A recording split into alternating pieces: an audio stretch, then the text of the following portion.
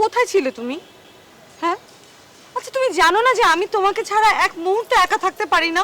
আমার ভয় করে। তুমি কোথায় গিয়েছিলে? কেন গিয়েছিলে? আরে আমি তো আইসক্রিম আনতে গিয়েছিলাম তোমার জন্য। আমার আইসক্রিম লাগবে না, আমার শুধু তোমাকে লাগবে।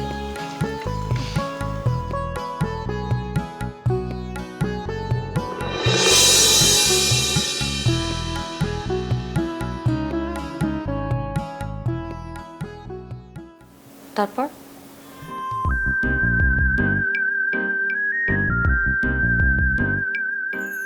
তারপর একদিন রেস্টুরেন্টে আমরা দুজন খেতে গিয়েছিলাম।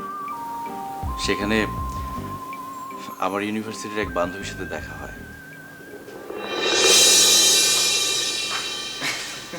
আরে মালিয়া, কেমন আছো?